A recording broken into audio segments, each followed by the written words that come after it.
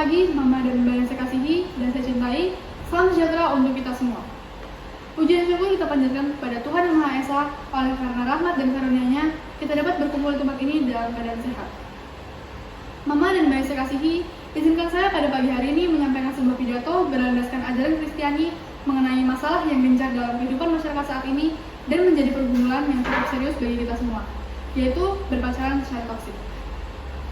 Namun sebelum kita kulik lebih dalam lagi mengenai topik yang akan kita bahas, kita perlu mengetahui terlebih dahulu apa definisi dari berpacaran secara toksik itu. Berbeda dengan berpacaran pada umumnya, yang Mama dan Mbak tentu ketahui, yaitu fase di mana seseorang merasa berbunga-bunga, merasa lebih diperhatikan, merasa lebih diberi kasih sayang oleh lawan jenisnya secara positif. Sementara berpacaran secara toksik, menurut Tessitor dan Solferino, merupakan hubungan antara dua lawan jenis yang tidak sehat dan tidak menguntungkan. Mama dan Mbak yang saya kasihi, dalam berpacaran yang toksik, itu terdapat perilaku beracun yang memberi dampak negatif terhadap emosi pasangan. Berdasarkan observasi dari tim medis Sloan Hospital pada tahun 2024 mengatakan bahwa berpacaran secara toksik itu dapat berupa mengatur pasangan, berperilaku posesif, dapat juga berpacaran secara liar yang tidak menormalisasikan batasan. Hal ini tentu memberi dampak bagi fisik, kesehatan mental, bahkan tanpa kita sadari, hal ini memberi dampak pada kehidupan rohani kita. Sementara, hal ini masih kerap dinormalisasikan oleh banyak orang dan dapat menjadi hal yang diremehkan bagi banyak orang. Melalui hal inilah mengapa pidato ini tercipta, guna untuk mengingatkan kepada kita semua betapa bahayanya berpacaran secara toksik dan memberikan kita penglihatan lebih luas lagi mengenai topik ini terhadap sudut pandang Kristiani. Mama dan Mbak yang kasihi, kini berpacaran sudah simpang siur dalam kehidupan kita, seperti di media sosial, di kehidupan sekitar kita, itu dapat kita lihat melalui hal tersebut. Nah, dapat dikatakan juga bahwa peluang berpacaran secara toksik itu dapat semakin lebih terbuka.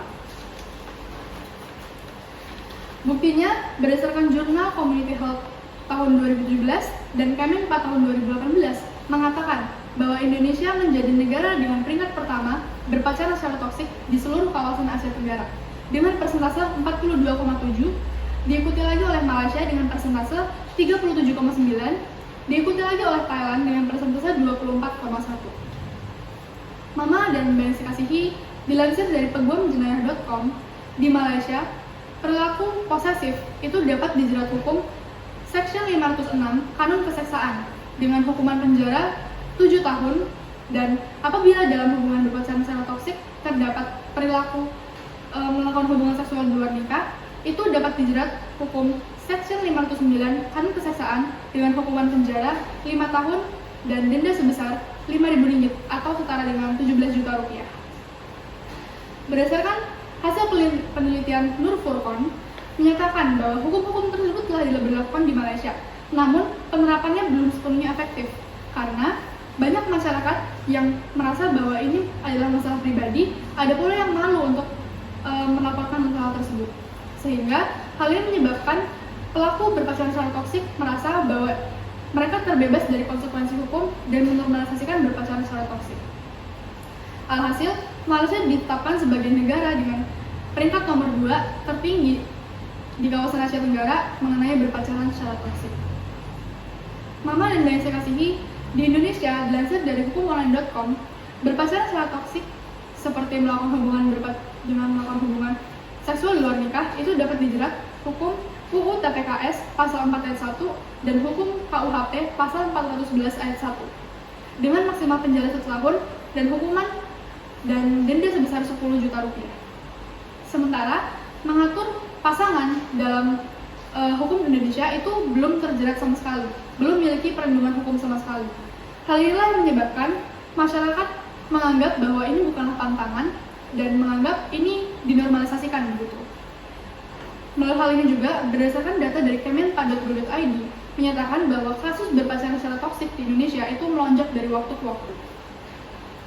Mama dan Mbak yang kasihi, salah satu contoh kasus berpacaran secara toksik itu dapat kita lihat dari kasus yang akhir-akhir ini viral yang menjadi sorotan publik, yaitu kasus Fadel Bajideh dan Laura Mezani, anak seorang selebriti ternama Nikita Mirzani, yang kerap disebut sebagai Loli. Fadel dan Loli ini merupakan sepasang kekasih. Mereka berpacaran, namun melakukan hubungan seksual di luar nikah, seperti melakukan tindak kejahatan aborsi juga gitu. Fadel dan Loli ini masih dikatakan di bawah umur, karena pada saat itu Fadel masih berusia 18 tahun, sementara Loli masih berusia 17 tahun. Tidak hanya itu saja, Fadel dan Loli terjebak dalam hubungan posesif. Fadel selalu mengatur kehidupan Loli, seperti mengatur tarif endorse, mengatur biaya hidup, mengatur juga Loli untuk melakukan tindakan aborsi. Oleh sebab itu, masalah ini sangat gencar dipermasalahkan dan menjadi sorotan publik yang sangat ramai kala itu. Mama dan Mbak yang saya kasihi, berpacaran secara toksik umumnya tidak disadari oleh pelaku, atau disadari namun dinormalisasikan. Worldview atau cara pandang berpacaran secara toksik itu menganggap bahwa posesif merupakan bentuk kasih sayang, merupakan cara agar hubungan terjalin dengan baik, dengan meminta kabar setiap saat, meminta izin kepada pasangan setiap hal yang diinginkan. Itu adalah cara-cara berpacaran secara posesif. Nah, contoh lain seperti meminta izin pada pasangan, bahkan untuk beribadah sekalipun ada yang tidak diberi izin gitu. Nah, tidak hanya itu, sementara berpacaran secara toksik dengan melakukan hubungan seksual di luar nikah itu kerap dinormalisasikan dengan iming-iming agar hubungan terjalin lebih dekat dan hubungan terjalin dengan intim, dan dapat juga sebagai tempat untuk memuaskan hawa nafsu. Padahal justru dengan melakukan hubungan berpacaran secara toksik itu memberikan dampak negatif yang cukup signifikan bagi kita semua. Mama dan Mbak yang kasihi, bersikap positif dengan berusaha mengendalikan pasangan dalam berpacaran justru memberikan hubungan semakin tertekan, terisolasi, bahkan tidak dapat bebas, sehingga bukannya berpacaran menjadi lebih baik, tetapi malah menimbulkan kelelahan batin. Bersikap positif juga mendorong kita untuk berfokus pada relasi yang dijalin, sementara banyak relasi-relasi lain yang masih patut diutamakan atau diprioritaskan, seperti relasi dengan Tuhan dan relasi dengan keluarga.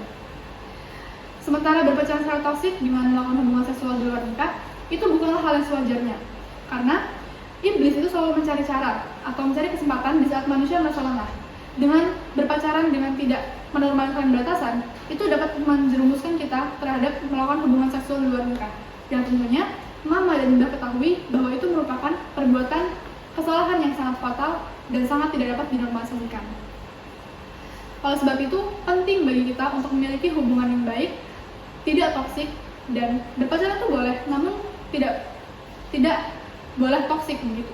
Tidak dapat diwajarkan apabila hubungan tersebut toksik. Mama dan Mbak yang saya kasihi, terlepas dari itu semua, banyak masyarakat Indonesia yang masih menyetujui berpacaran secara toksik. Hal ini dapat terlihat dari media sosial, seperti yang ada pada akun Giang di sebuah TikTok mengunggah sebuah postingan yang menyatakan bahwa posesif merupakan bentuk kasih sayang. Posesif itu baik karena dengan posesif yang ada di pikiran hanyalah pasangan saja, sehingga hubungan akan berjalan dengan baik. Sementara ada juga dalam akun JW_man mewawancarai 4 orang narasumber mengenai boleh atau tidak melakukan hubungan seksual di luar nikah pada saat berpacaran. Keempat narasumber tersebut menyetujui hal tersebut dengan alasan karena ini bukanlah hal yang tabu lagi di zaman sekarang.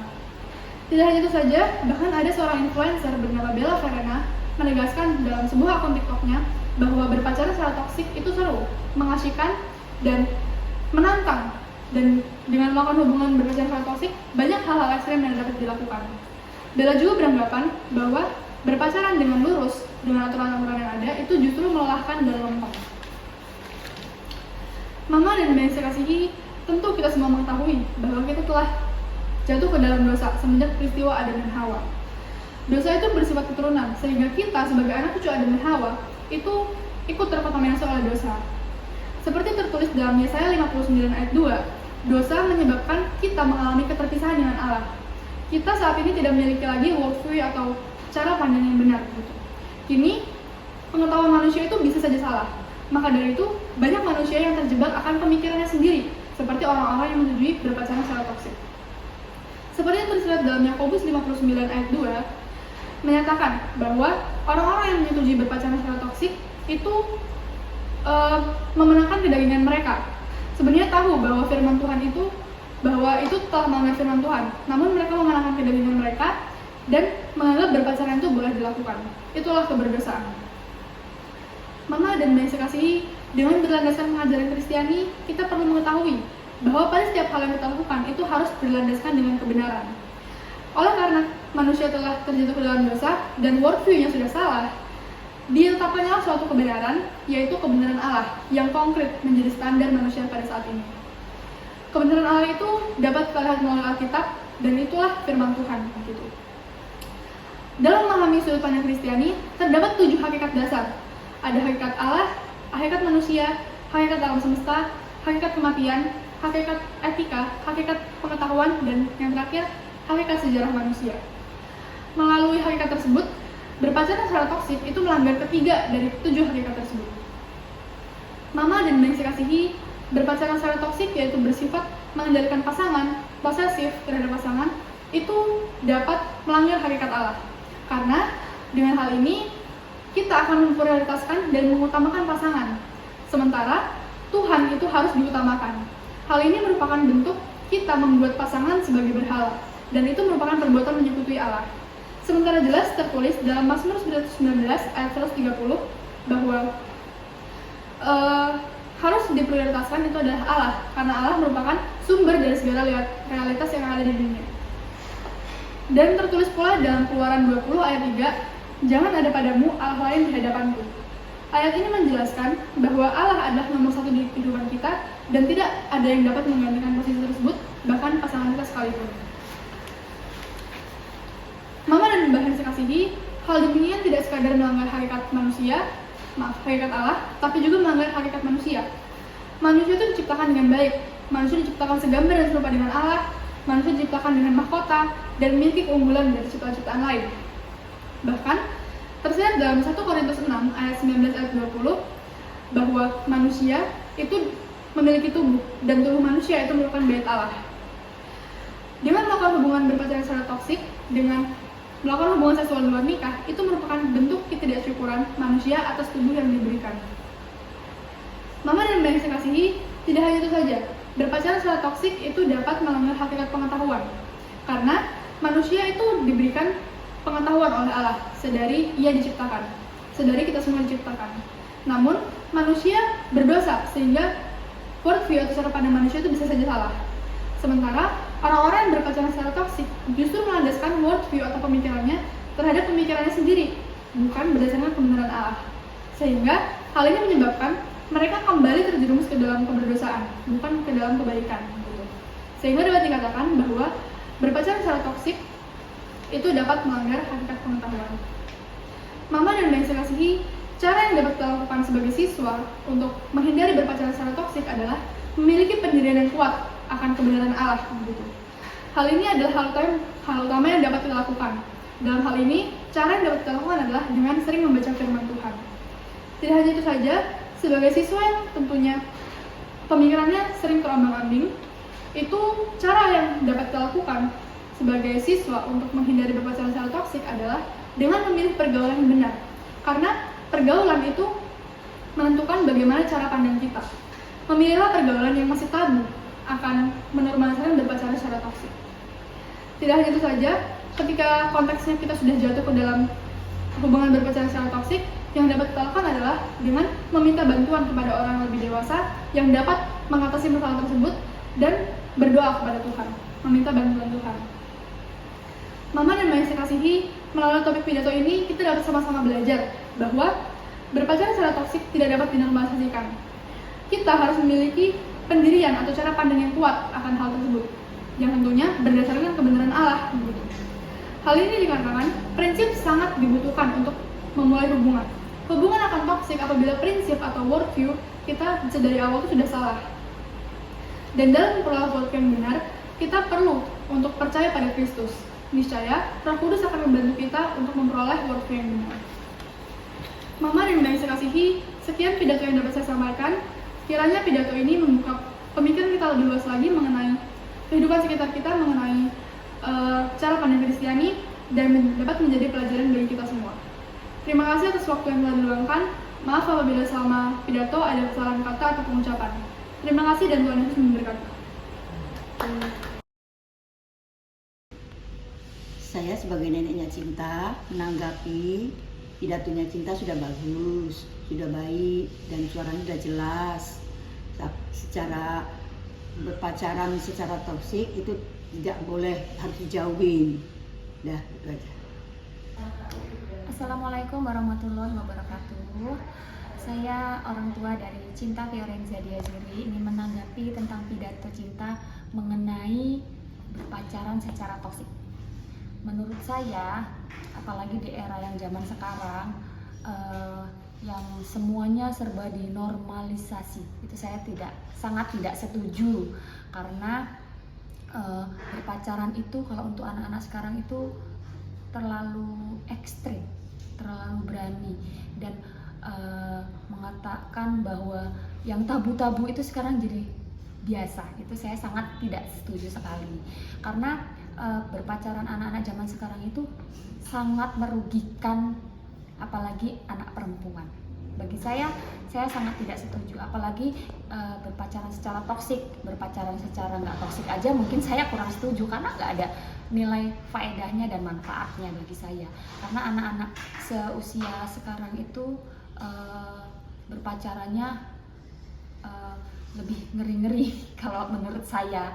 Jadi saya memberi himbauan kepada seluruh orang tua untuk memberikan edukasi kepada anak-anak agar mereka bisa mengerti berpacaran mungkin benar, secara pubertas mereka merasa ingin dicintai, merasa diperhatikan dari lawan jenis. Memang itu secara normal semua mengalami fase itu, tapi kita sebagai orang tua harus memberikan banyak sekali edukasi, banyak hal-hal yang harus kita beritahu kepada anak-anak kita. Saya rasa itu aja, karena bagi saya pacaran itu nggak begitu banyak bermanfaat, karena anak-anak dalam masa pubertas itu belum bisa mengontrol diri. Lebih baik dia berpikir untuk membangun diri dia, mengembangkan diri dia dengan cita-cita yang masih sangat tinggi. Kalau menurut saya, pidato Cinta tentang berpacaran secara toksik itu ini sudah bagus. Cuma mungkin agak diperlambat temponya aja. Itu aja sih menurut saya. Yang lainnya secara materi, secara penyampaian segala macam sudah bagus. Bisa diterima. Cuma mungkin temponya aja mungkin agak diperlambat. Itu aja sih. Terima kasih.